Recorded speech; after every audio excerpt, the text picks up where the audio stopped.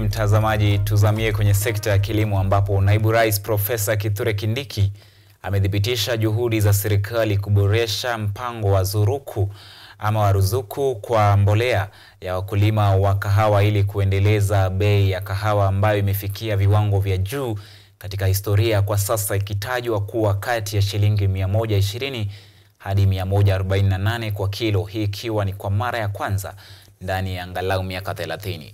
Kwa mujibu wa Kindiki, miswada mipya katika sekta ya kahawa na mashirika itachapishwa bungeni kuwa sheria ndani ya mwezi mmoja au miwili ijayo.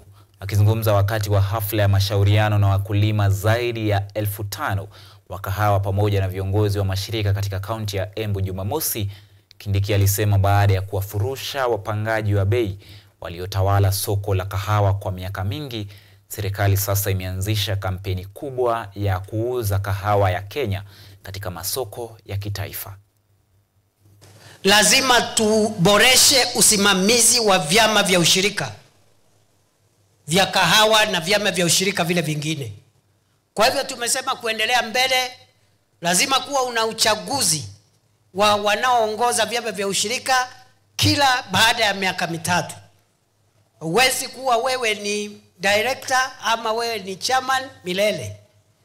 Sasa mapato ya kahawa imeanza kupanda, kwa sababu hapa tukiwa tumeketi hapa kuna wale wametolewa rate yao na 148, wengine 147, wengine iko chini kidogo, wengine wanangoja ikuje.